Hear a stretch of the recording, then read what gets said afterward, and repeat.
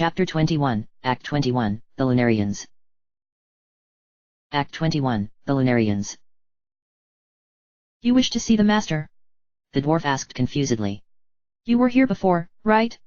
He's not taking any more visitors. We have what he is looking for, Cecil said, holding out the adamantite. He'll get out of bed for this, right?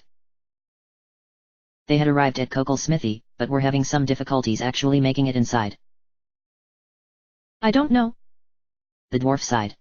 He got really angry at me the last time I let someone in. They didn't have the real ore and he really let me have it. I couldn't sit for a week. Cecil cringed. If this isn't adamantite, we'll take the beatings for you, Edge offered. Promise. Rydia and Rosa blanched. He was speaking for himself, right? Well, that should be okay, the dwarf shrugged, and opened the door. Take the stairs, his bedroom is the entire second floor. The workshop on the ground floor looked empty and lonely. There were several stone fireplaces of varying sizes, but they weren't lit, and the tools that were used inside them were bundled neatly in baskets and covered in dust. The iron-lined counters were wiped clean and spotless, and a counter that must have acted as a storefront in a former life had a torn-down price list and a giant closed sign nailed to it. The wooden floors creaked as they crossed them to reach the staircase in the northern corner. On the second floor, they encountered a cozy bedroom filled with stuffed bookcases and worn, faded throw rugs to combat the freezing cold of the stone floor beneath. None of the lanterns were lit, but the blazing magma outside that surrounded the house lit up the room enough through the small windows. Curled up in a bed in the far corner of the room was a figure wrapped in blue robes with a yellow turban upon his head. Pointed ears stuck out from underneath the turban, and he had the traditional dwarven beard, but it was snow white and cut off at his chest. His skin was much paler than a typical dwarf's, and Cecil had to wonder if he was at least part human. His eyes were closed, but he had twitched slightly when they entered the room, so Cecil suspected he wasn't sleeping. Kokel? Cecil asked. Can we talk to you for a moment? My smithing days are done, Kokel replied in a near whisper. What good would it do for me to forge another sword with what this world has become? I cannot find the legendary adamantite, and without it I can do no greater work. You will have to go elsewhere. And on your way out, tell my lousy assistant to lash himself. I haven't the energy. Cecil walked over to the bed and pulled out the adamantite, dropping it next to him without a word. The others stayed behind, quietly observing. Kokel was silent for a moment, but rustled under the covers to take hold of the ore. He suddenly bolted up in bed, his grey-yellow eyes alit with excitement. This is adamantite, if age has not robbed me of my wits. It is, said Cecil. Harvested from the overworld. Kokel turned the ore over and over in his hands, his lips quivering. I cannot believe it. And for the world to be in such a state that we can now access the overworld. What is happening? He looked up and down at Cecil, and his gaze zeroed in at the scabbard at Cecil's waist. Allow me to reforge that old sword of yours, as a token of my most heartfelt appreciation. This? Cecil asked. He withdrew the blade of legend he had gotten from Mount Ordeals. Kokel nodded and took it from him, looking it over and running his finger over the edge of the blade. Yes. This will do perfectly. A fine blade on its own, but I will make 1,000 times finer. I should be done in a few hours. A few hours. Cecil looked back at the others. Should be enough time to visit Yang. Rydia said. This is an once-in-a-lifetime opportunity, Edge said. You gotta let him do it. It's okay, Cecil. Rosa smiled. We can get by without your sword for a few hours. Cecil turned back to Kokel. It's all yours, Cecil said. Thank you. You won't be disappointed. Kokel exclaimed, and leapt out of bed. Oh, I haven't felt this alive in years. He fled out of the bedroom and pounded down the stairs. They could hear the assistant's cry of surprise from below.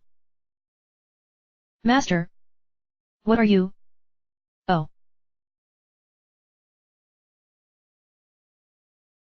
I'm still not sure about this, Cecil said. He was standing at the base of the broken ladder in the Sylph Cavern. He had jumped down first, and was waiting for Rosa to come down next. She scooted to the ledge, and jumped, closing her eyes. Cecil caught her in his outstretched arms, and she looked up at him with a look that could melt snow. Whew. Thanks, she sighed. I can't get used to that. Cecil was tempted to wrap a lock of her silky hair around his finger, but he remembered Rydia and Edge were just above him, and decided against it, quickly setting her down. Rosa gave him an odd look as he moved back into position for Rydia. Well, I do agree with you, Rosa added, brushing off her clothes. I'm not sure about this either. It will be fine. Rydia called from above. A few seconds later, she too was in Cecil's arms. Cecil set her down, and she flounced over to Rosa. Yang's wife said it was the only thing that could wake him up. Who are we to doubt her? I don't think she exactly understood the situation, Cecil said dryly. And if you haven't noticed, she is a little extreme in her actions. Edge jumped down and landed with a loud thump. It would be shameful of us to not even try. Would you rather go back to her and tell her we were too cowardly to follow her instructions, or tell her that we tried but accidentally killed her husband? I know which one I'd pick. He patted his hip, where he had hung Sheila's frying pan. Cecil crossed his arms over his chest. He prayed that Yang would be awake by the time they got to the Sylph's house so that they didn't need to debate it any longer. At the house, Edge took the liberty of pushing through the door without knocking, the result of which was a loud, piercing scream that erupted from inside. Oh dear. Rosa looked up at Cecil. I hope we don't get in a fight. I knew I shouldn't have left my sword. Cecil groaned. Get out. A sylph shouted. When Cecil walked in, he could see one of the sylphs tugging on Edge's cowl and shrieking her head off. The other two were flying down the stairs, waving their hands and making a beeline for him. Rydia had taken the opportunity in the chaos to sneak over to Yang's bed. But even from the entryway, Cecil and Rosa could see that Yang was still in a coma.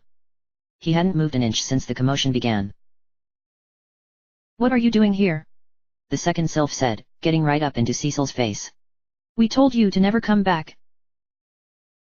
Wait. Rosa cried, and cried out in annoyance as the third sylph started pulling on her hair. We have a message from Yang's wife. You do? The first sylph asked suspiciously. Yes, Cecil began. She.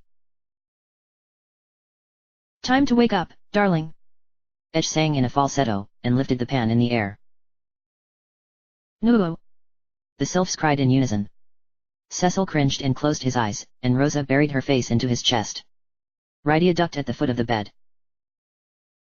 Whack. Clang. Ugh. When Cecil opened his eyes, he saw that the sylphs had piled onto Edge, beating him with their tiny fists and causing him to drop the frying pan. Yang was still in bed, a red welt on the side of his head. Rydia had stood back up, her eyes wide. Edge. Ack, get off me. Edge groaned. Ladies, there is enough to go around. Not for long. One of the sylphs hissed. Please. Rosa cried. Everyone calm down. Is it time for training already? Just let me sleep a little longer. Everyone stopped shouting and turned toward the bed. Yang's eyes had opened, and he was sitting up, rubbing his head. As his vision focused, he looked around and was shocked to see Rydia, Cecil, Rosa, a stranger, and 3 very angry fairies staring at him. What's this? Cecil. Yang. Cecil shook his head. You're. Oh, I'm so happy you're awake. Rydia cried, throwing herself on the bed and wrapping her arms around him.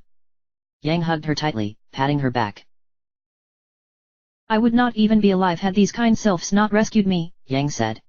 One of the sylphs attacking Edge made an HMMMPH noise, and kicked him in the head. Rosa stepped forward, sniffling. Yang. It was thanks to you that those terrible cannons were destroyed. You did it. You saved the dwarves. And now I can come with you again. Yang replied. He started to stand up, but staggered a bit, and quickly sat back down on the bed. Oh no, you mustn't. Another sylph said, abandoning Edge and fluttering over to Yang. As you can see, you still need care and rest. Yang shook his head. I cannot simply sleep the hours away while the fate of the world hangs in the balance. He tried standing again, and groaned, holding onto the bedpost to keep himself up. Edge approached him and patted his arm. Yang winced at even that. The wounded have no place on the battlefield. And who might you be? I'm Edge, of Eblan, your superior replacement. Yang raised his eyebrows. Of Eblan, you say? A ninja, then. But I still must go as well. Edge crossed his arms over his chest and rolled his eyes. This guy could barely stand. No, no, no. The sylphs cried. The one closest to Yang gently pushed him back down onto the bed. That will not do at all. If you must fight, let us go in your stead. Yang blinked. This young one is a summoner. That much is plain to see, the sylph squeaked. So let her call on us to fight. Whenever there's a need. Yang can rest here and won't need to fight. Another sylph said, nodding. An acceptable arrangement, yes. You'll let me summon you?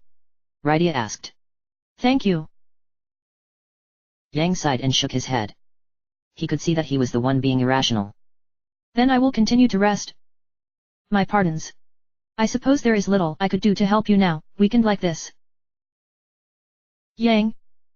Cecil bowed. Thank you for everything. We'll ensure that your sacrifices are not in vain. Another person suffering, because of me. He added bitterly, but only in his thoughts. I know you will, Yang said, bowing back as low as his back would let him, which wasn't very deep. And it seems that you continue to find strong, valiant friends to aid you. I have no doubt of your success. Edge puffed out his chest and winked. Please feel better soon, Yang, Rosa said. Your wife misses you. Ah, and I her. Yang smiled tiredly. If you see her again, please tell her I'll be home soon. All right, everyone, one of the sylphs shook her head. I must insist that we've had quite enough excitement for the day. I'm sure you remember your way out. This is only goodbye for now, Yang yawned as he crawled back under the blankets. But I must confess. It feels good to sleep in.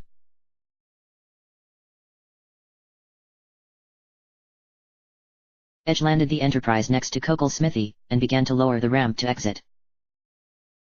I'll be right back, said Cecil. He should be finished by now. Are you sure you don't want company? Rosa asked, smiling. But Cecil didn't reply. He merely waved his dissent, and disappeared. Edge, who was about to follow him, paused and took a step backwards, whistling casually. Rosa and Rydia watched Cecil descend down the ramp and walk into the smithy, not looking back at them once. I wish Yang had come with us. Rydia trailed off. I'm grateful that the sylphs granted me their power, but... I know, dear, Rosa said. But he wouldn't have been happy not being able to do his best. What? What's the big deal? Edge asked, feeling insulted. I mean, Fabul's monks are amazing warriors, but... You've got me. Rydia huffed and whirled around, glaring daggers at Edge. Yang is the exact opposite of everything you are. That's the main appeal. Edge's jaw dropped and he huffed back in a mimic, turning toward the steering wheel and pretending Rydia no longer existed. Rosa laughed nervously. That was a little harsh. I'm sorry, Rydia sighed, and leaned in to whisper. Ever since Kane left, things have been bad, haven't they? We're all tightly wounded, waiting for something horrible to happen, and Cecil hasn't been this moody since before he became a paladin. Has he told you that anything has been going on? Not really, Rosa replied, looking away. Rydia didn't realize it, but she was touching on a sore subject. Rosa had tried to give Cecil his space these past few days, but he still seemed like he was on another planet. He's going through a lot right now. I can tell he's taking the loss of the crystal like a personal failure. He's lost his best friend. Again. I'm sure seeing His Highness last night was very painful, as well. Cecil told you he was orphaned. Right. Rydia nodded. King Baron raised Cecil like his own son. They had their differences, especially after he pushed Cecil so hard to master the dark sword. But Cecil still loved him like a father. The King and Kane were the only family Cecil has ever known. To lose both of them in such a short time. Rosa looked down. I pushed him to go to the cellar. Rydia shook her head. I was just so curious. I didn't realize it was going to be so awful. Queen Ashura had said the spirit was benevolent, so I thought it was going to be a good thing. Do you think he's mad at me? Oh no dear, of course not. Rosa placed her hands on Rydia's shoulders. I know he's not. Cecil just shuts himself off sometimes. He wants to keep his suffering to himself and try to be strong for others. Becoming a paladin didn't change that. I'm not defending it, but that's just how he's always been. She blinked, and was surprised to feel a tear fall down her cheek. Cain would know what to do. Oh. Rydia felt really terrible now. She pulled Rosa close and dug her fingers into her back. I'm sorry. Sometimes I forget. He was your best friend too. Edge was suspicious at the sudden silence, wondering if the girls had abandoned ship out of spite. He turned, but when he saw them embracing, heard the quiet sobs emitting from Rosa and saw the distraught look on Rydia's face, he felt his heart drop into his stomach. He just knew it had something to do with that backstabbing bastard. If I ever see you again, Cain, you will pay for what you did to us.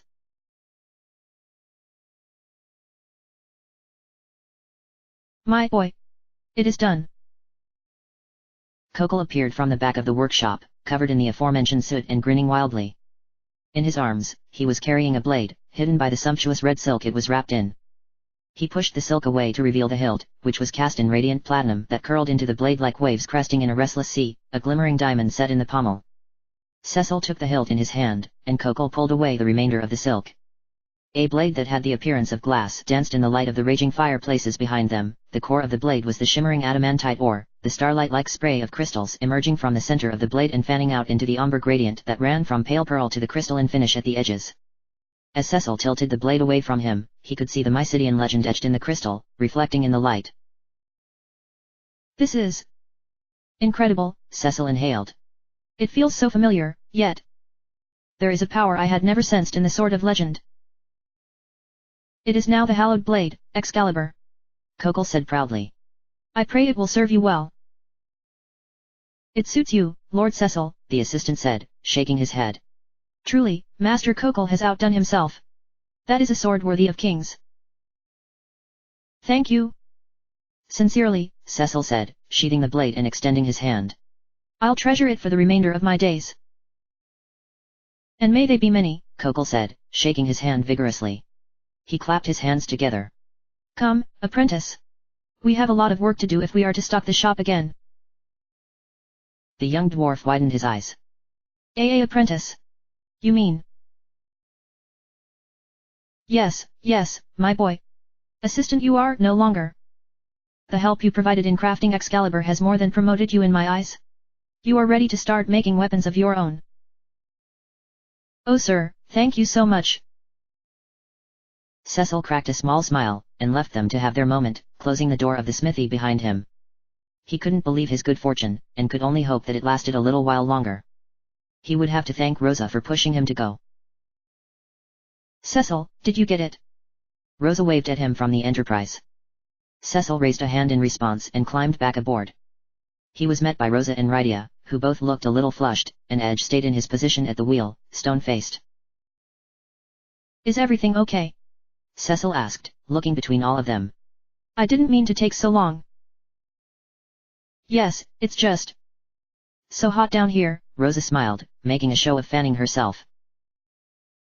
Do we get to see it, or what? Rydia made a teasing grab for Cecil's waist. All right. Cecil smiled, and was about to grab the hilt, when a thundering crash echoed in the far horizon. Cecil paused mid-movement and Edge twisted around. On the periphery of his vision, Cecil saw a flash of lightning reflecting off of the canyon walls near the entrance to the surface. He swore that he could hear wind howling all the way from where they were standing. Did anyone just see that? Edge asked quietly. Cecil nodded. It wasn't supposed to storm today, was it? Rydia asked. No. The skies were crystal clear when we left. Rosa bit her lip. And we weren't gone that long. We have to get to Mysidia, Cecil frowned. I have a really bad feeling. No one argued. Edge fired up the Enterprise, and headed for the path to the overworld straight away. Cecil made his way to the bow of the ship and clutched the rails, the wind whipping through his hair as Edge pushed the Enterprise as hard as she could handle. Rosa and Rydia joined Cecil, staring up as the entrance to the surface got larger and larger. The sky had turned a violent purple, with clouds that were so swollen they seemed to brush the tops of remaining Agard mountains. When they burst through the passageway, another massive roll of thunder ripped through the sky, and a strike of lightning crashed in the east, directly over Mysidia. A powerful gust of wind blew through, nearly knocking Rydia over. Cecil and Rosa both grabbed her, looking up at each other as their hands touched. You two need to go in the hold, Cecil said firmly. No. Rosa cried. What if you need help? Cecil was about to argue, but Edge interrupted by cursing loudly. I could use some help. Things are getting a little unwieldy. His feet were sliding on the deck as he tried to keep the wheel steady and fight the wind. Cecil ran to Edge's side, gripping the wheel with him and trying to get them back on track. As the ship began to right itself, the clouds opened up and rain began to pour down. By the time the Enterprise touched down in Mysidia, everyone was soaked to the bone and disoriented from the gales. The streets of the town were abandoned since everyone had run inside to seek shelter from the storm, and they were already starting to flood from the rain that was now blowing sideways. Cecil could hear splashing from ahead. A brief break in the intensity of the rain revealed the Elder, his beard and robes whipping around him like a self-contained maelstrom. Cecil, the Elder shouted. I have been waiting for you. I was about to send a messenger. Come, we must go to the Tower of Prayer. Elder, what is all of this? Cecil shouted back. Is it Golbez, or? But the Elder had already turned and was retreating back toward the tower. Cecil and the others had no choice but to follow. At the entrance to the tower, the Elder shoved open the ancient double doors, and a mage waiting a few steps away hurried to close them after everyone was inside. Cecil could hear voices drifting down the stairs before them mingling with the sound of their dripping clothes on the floor, hushed voices chanting the Mysidian legend. Birthed from the womb of a dragon's maw, and born unto the stars, by the light and darkness cast aloft, our dream-tide oaths resworn. The Elder led them up the stairs into the spire of the tower, where at least a dozen mages of all classes, black, white and apprentice, were on their knees, hands clasped. Above them, a glimmering crystal ceiling revealed the stormy sky above the spire, blurred by the rain that had splattered upon it. Some of the mages' mouths were moving silently, others were repeating the Mysidian legend out loud, all had their eyes closed and looked as if they hadn't slept in days by the looks of the shadows above their cheeks. The Elder turned to Cecil and the others. There is no other time but now. Pray with us. Pray with all your heart. Prophecy must be made reality. I... Cecil stammered. What was he to pray for? Rosa grabbed his hand in and looked up at him with her wide, hopeful brown eyes, eyes that had never led him amiss. Rydia had taken Rosa's hand, and Edge had taken Rydia's. Pray for what's in your heart, Cecil, Rosa whispered. Pray for a miracle. It doesn't matter what form it takes. Cecil closed his eyes, and although he wasn't sure if he was actually praying the way the Elder intended, he listened to Rosa and tried to visualize in his mind's eye everything he had been trying to fight for. He saw Prince Edward, sitting upon a restored Damscion's throne, his face the color of health once more and the light returned to his eyes. Palom and Porum were practicing their magic in the classrooms downstairs, Palom pulling pranks and poor Porum having to clean up the mess. Yang was back in Fabul, training a new generation of monks and returning home to his family at the end of another long, but peaceful day. Sid would be back in the shipyard in Baron, working for days at a time until Amelia had to physically drag him home. Edge sat upon the throne of Eblan as the newest king, surrounded by newly rebuilt walls and all of his favorite things, women, dirty magazines, and his people. He saw Rydia back in Mist, sitting next to the pond where he first met her, teaching the survivors of the fire everything she had learned about their people in the Feymarch. Rosa was waving at him from the steps of Baron Castle, her hair pulled up in cascading ringlets and wearing a white dress that sinuously enveloped her body. And leaning against the brick wall behind her was Kane, wearing his trademark half-smile and giving Cecil a discreet nod of approval, his long, blonde ponytail slung over his shoulder. There was a booming crash above them, and Cecil opened his eyes just in time to see the clouds above the crystal roof split apart and reveal a massive black hole. A blade of white, opalescent light discharged from the hole and crashed down beyond their view, followed by a deafening roar. Cecil could swear that from very far away, he heard someone calling his name, and everything around him went white. Cecil. What was that? Rydia cried. I'm going to see, said Edge, and disappeared down the stairs before anyone could stop him. Edge, wait. Rydia gasped, and followed. Cecil. Cecil, we have to go. Rosa tugged on his hand. They could be in danger. Cecil broke from his trance and nodded, barely hearing her. Who was trying to call out to him? Cecil and Rosa burst out of the tower, emerging back into the storm and covering their faces with their arms as they tried to catch up with Rydia and Edge. Ahead, beyond the town gates, they could see the white light from the sky pouring into the ocean and disappearing beneath the waves, which were churning furiously. Just as they reached Rydia and Edge, who had stopped at the shore, a dark mass emerged from the ocean, tossing the waves out so vigorously that the four of them were drenched with one hit. The clouds above them cleared away, and the sky began to gradually darken from the bruised purple it had been to a dusty twilight. The rain stopped as suddenly as it had begun, and the mass that had emerged from the ocean could be more clearly seen in the burgeoning moonlight. It was a mammoth airship, colored deep ebony and had curves reminiscent of a blue whale.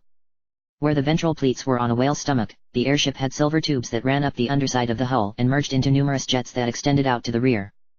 Glowing red light strips ran vertically down each side, and set between each strip was a length of black reflective glass. Two rear wings, shaped like a whale's flukes, emerged from a tower stacked on the rear. Behold, my children! She has heard our prayers.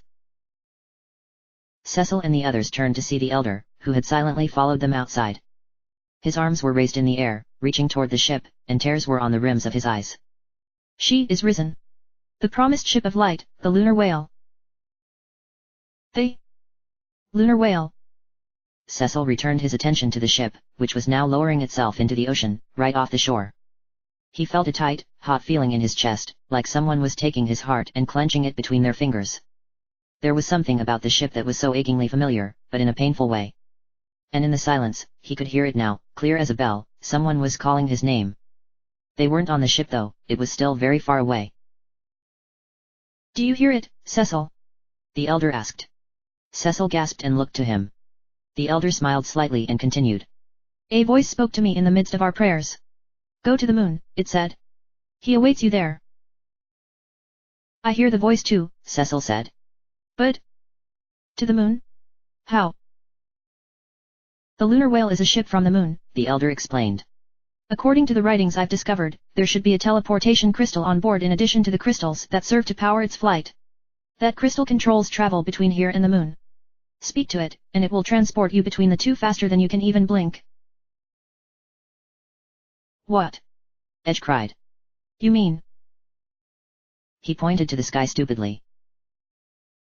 The very same, the elder replied. It is a compassionate voice.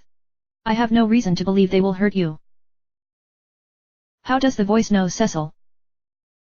Rosa looked to the ship anxiously. Rydia was silent. Her hands were rested at her temples, and her mouth twisted in thought. I see. Cecil nodded. We will search for the voice then. He had to understand what was going on, and if he had to leave the planet to find out, then so be it. Then the lunar whale is yours to control, the elder said, blowing so low that his beard brushed the ground. I wish you the best of luck. I pray you will find what you need on the moon to end Golbez's tyranny once and for all.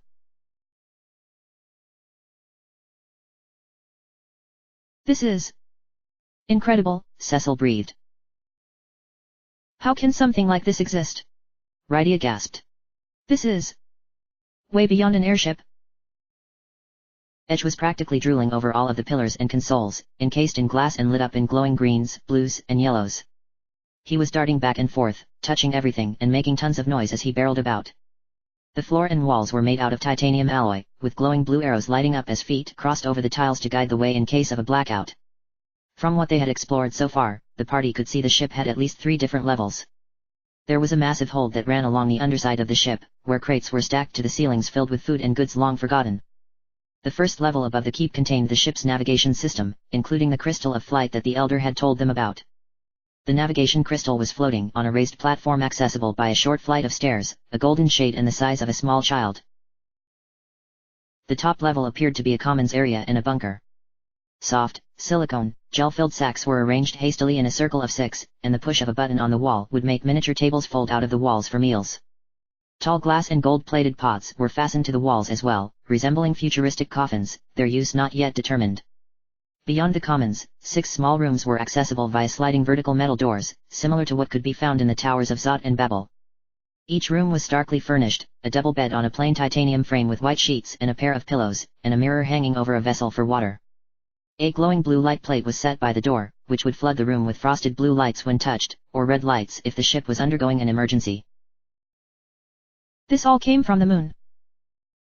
Rosa was wide-eyed as she descended from the common area. Who built this? Maybe the person who has a direct line to Cecil's head? Edge asked. Cecil watched his reflection in the crystal of flight. The voice kept calling my name. But it wasn't the same voice as the one I heard at Mount Ordeals. It didn't make me feel sad when I heard it. He clenched the railing and looked down at the floor. The pain he had felt looking at the ship while on the beach had intensified twofold upon stepping inside. The best way he could describe it was like the feeling he got when he went on his first traveling mission in military school without Kane, and was desperately homesick. Cecil. Rosa was tilted sideways, trying to peer up at him. He shook his head and took a deep breath, forcing a smile. He had to be strong for Rosa. And for the others. But especially Rosa. That's what his dreams were warning him of, right? Crystal of Flight. Awaken. Good evening. The crystal chirped in neutral, robotic voice. Cecil Harvey. Rosa Farrell. Rydia of Mist. Edward Geraldine. Wait, what? Rydia turned to Edge and burst out laughing. Your name is Edward. Edge turned red and crossed his arms over his chest. What of it? Edge is a nickname, you know? Get it, Edward G. E. Ralden. We know 2 Prince Edwards. Rosa blinked. This could get confusing. Who is the other Prince Edward you know? Edge demanded. Well, Prince Edward's real name is Gilbert. Rydia trailed off. That? Layabout, from Damcyan. Edge barked a laugh. Well, regardless of what he's been calling himself, I was born first, you know, I'm 2 years older, so I get to decide who goes by what name. And correction, you only know 1 Prince Edward, and 1 soon-to-be King Edge. So a little respect, please. Awaiting your command, the crystal said patiently. Cecil raised his voice, trying to drown out the arguing behind him. Please. Take us to the moon. We will arrive in 1 minute. 1 minute. Edge pushed his way over to the crystal. That's impossible. I know the Elder said it would be in the blink of an eye, but... They heard the whirl of engines firing, and the sudden jerk of the ship lifting itself from the ocean. Edge and Cecil grabbed onto the railing, and Rosa and Rydia grabbed onto the nearest object, each other. The lunar whale began its ascent into the sky, drifting higher and higher with its rear engines burning as the Mysidian village shrunk below them, turning into a speck of light on the continent. In a flash of radiance and flames, the ship suddenly tore into the atmosphere of space, the blue planet behind it the size of a child's marble as the lunar whale approached the red moon.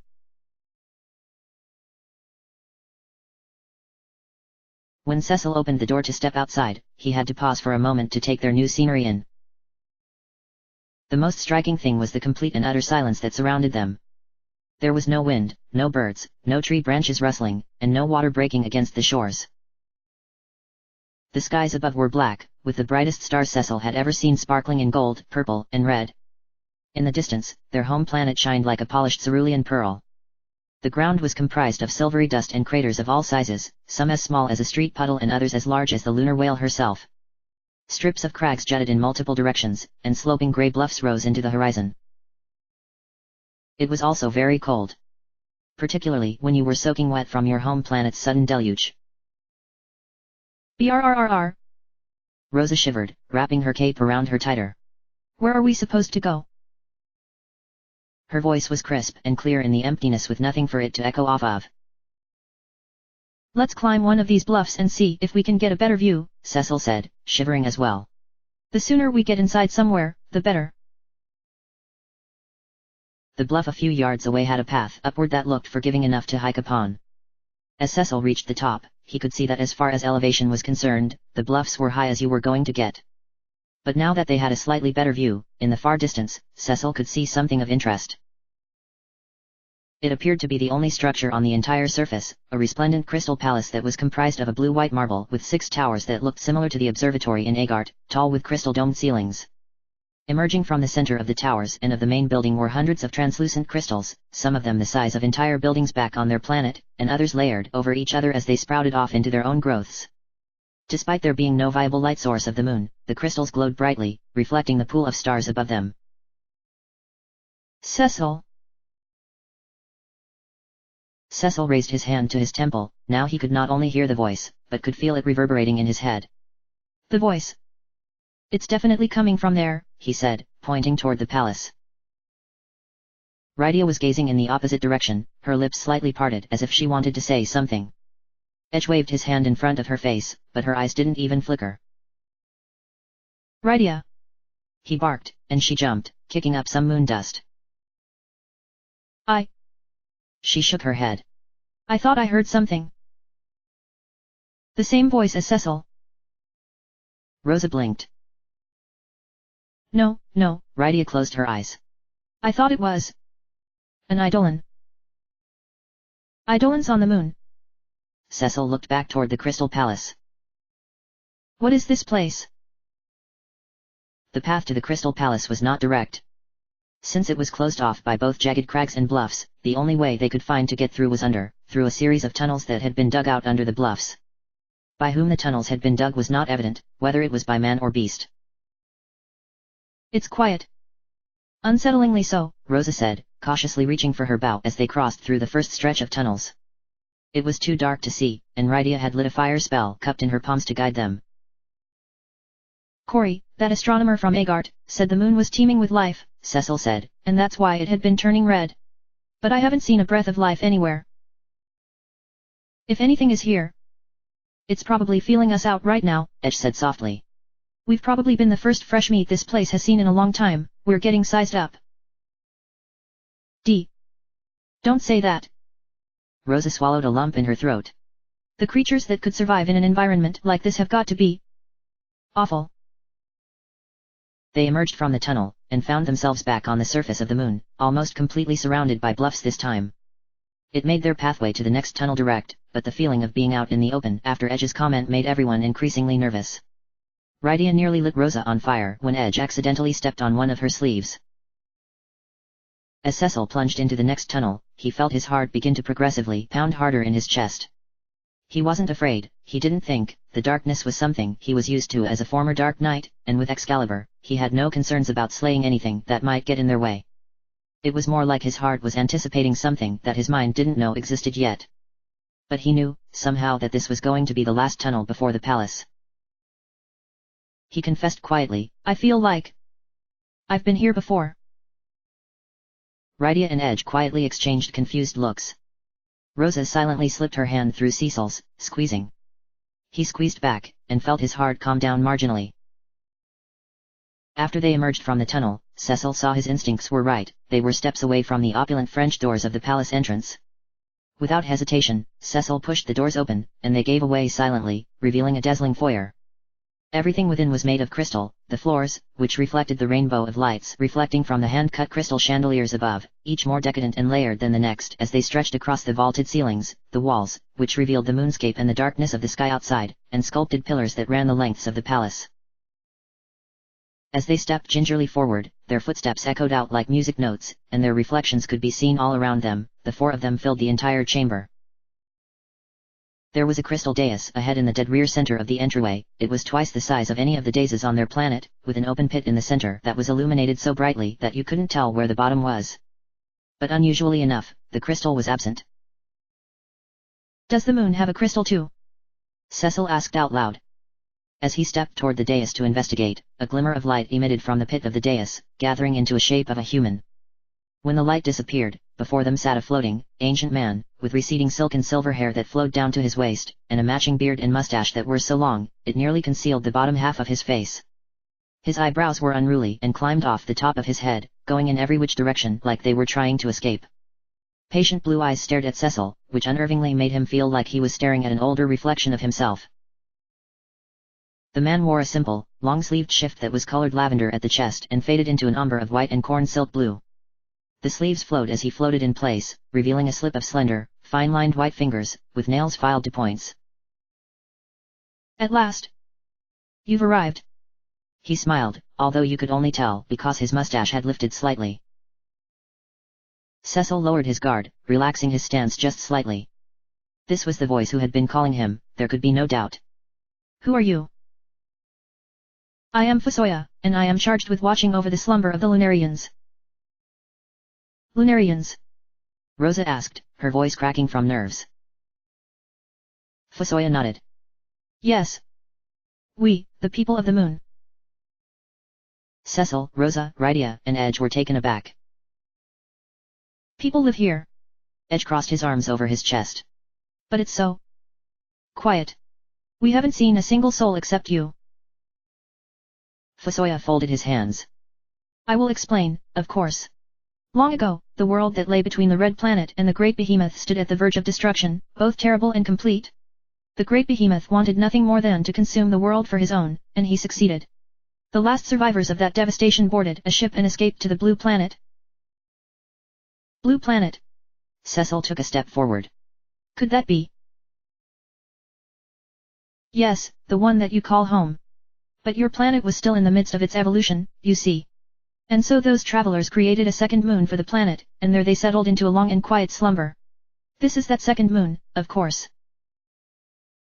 Edge tilted his head, trying to put it all together. And they're the ones you called the Lunarians. Fusoya nodded again. Indeed. But there was one among us who was loath to sleep. He thought it fit that we should simply raise all existing life on the Blue Planet, and claim it as our own. Rydia gasped. That's horrible. She recalled the flames devouring mist, and blinked back tears. Fusoya sighed, his eyes gazing up at the crystals above them briefly, as if recounting the story brought him great distress. Yes. And so I used my powers to force him into hibernation with the others. But as he slept, his will grew stronger and took on a consciousness all its own. He developed tremendous psychic powers, unusual in strength even for a Lunarian.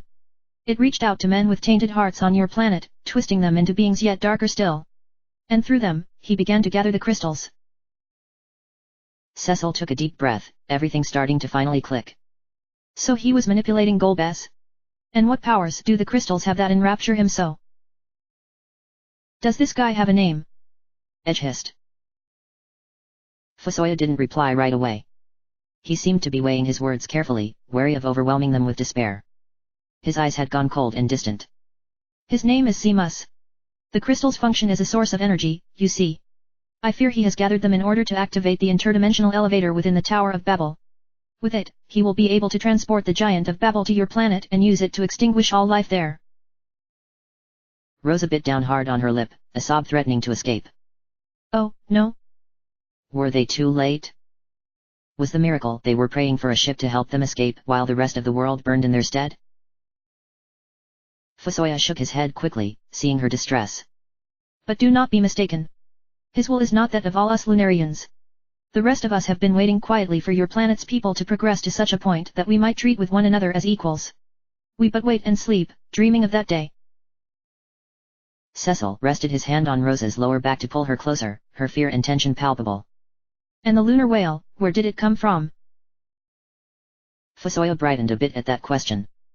Ah, the ship. My younger brother Kluya built that vessel long ago, and flew it to the Blue Planet. He took with him several of our secrets, such as the ones employed in your Devil's Road and in airships, a gift to your people. Cecil gasped. Those are all bounties of Baron, my homeland. Why did Kluya not sleep? Rydia asked. Kluya was fascinated by your planet and wished to know more of it. The people, their innocence and their evolutionary youth, were extremely attractive to a man of science like himself, and he would steal away multiple times to make observations and allow himself to become enthralled by your planet's beauty. And while he was there, he fell in love with a woman of your planet. She later bore him 2 children. Fusoya placed a hand over his chest, his eyes clouded in sadness once more. One of those children was you, Cecil. Cecil dropped his hand from Rosa's back and momentarily ceased to breathe. He felt as if the floor had disappeared from underneath his feet and he was falling through space, millions of miles away from the crystal dais before him. Rosa, Rydia, and Edge could only stare, all wearing the same look of astonishment. After few moments, Cecil managed to choke out a cohesive thought. What? Me? Then, that voice I heard at Mount Ordeals was the spirit of your father. Indeed. You are the very image of Kluya in his youth. Fusoya leaned his chin on his palm. Your eyes are the very same as the planet he used to love so. I can see the beauty of the blue planet and Kluya's ambitions reflected back to me in them. I had no doubt as soon as I saw you that you were his son. Cecil closed his eyes, trying to remember the precious few moments he had on Mount Ordeals when the voice spoke to him. Called him son. So it was my father. And you? You're my uncle. Everything was beginning to make sense. His familiarity with the moon he had never traversed, the ache when he boarded the lunar whale, the loneliness that at times clouded his heart when he stared at the night sky. It was his Lunarian blood coursing through his veins, warning him all along of the strife to come. The same Lunarian blood as a madman trying to decimate all life on the blue planet. Rosa watched Cecil worriedly, wanting to say something, anything, but words failed her. For Cecil to learn of his heritage this way? To learn that he wasn't even entirely human in the midst of a war that had now gone intergalactic? What could she possibly do to comfort him? The universe as she knew it had suddenly expanded beyond her comprehension, and she realized that within it, she was a mere speck of dust. Rydia looked down at the floor. In her heart, she had always known there was too much supernatural circumstance that surrounded Cecil for him to really just be a former Dark Knight of Baron, but that hadn't meant she wanted to be right in such a fearsome way. Edge stared beyond the crystal dais and Fusoya, the dazzling crystals before him blurring into an inconsequential mess of colors and glass. Orphaned all over again, Cecil? I know how you feel too well. Anger boiled through him as he thought about his last moments with his reanimated Chimeri parents. Through Rubicant and Golbez, Zemus had shed a lifetime's worth of Eblanessa blood, and he was going to pay dearly. Fusoya sighed. How it pained him to be the messenger of truth to his young nephew and his companions. Indeed, Cecil. We are blood. My brother, your father, vested you with his power on Mount Ordeals so that you might prevent Zemus's plot from coming to fruition. I am sure you understand, but it bears affirmation, Zemus must be stopped. For your planet's sake and for that of our people as well. Cecil didn't reply. He had heard everything Fusoya said, but none of it was registering in a way that willed his body to take action. Even in death. My father had loved our planet so. How can I possibly live up to his wishes? Will his power really be enough? Fusoya rose, and floated down the steps of the dais. It was only when he reached the floor that his bare feet touched the ground with a light tap. He gently touched Cecil's shoulder. We must hurry to the Tower of Babel near Eblan. Cecil lifted his eyes, and for a brief moment, Fusoya thought he was staring at a specter of his long-gone baby brother. Edge woke up from his daydream about slicing Zemus to ribbons. The tower? It's protected by some kind of barrier now. There's no way in. Fusoya stepped away from Cecil and gestured for the others to follow, making his way out of the Crystal Palace. I should be able to bypass the barrier. We must not let the Giant of Babel be unleashed upon your world. Edge and Rydia began to follow, but paused to look back at Cecil, who had not moved an inch since Fusoya's revelation. Cecil. Rosa shook his arm. He looked up at her, the weight of the evening's revelations plainly evident in his features.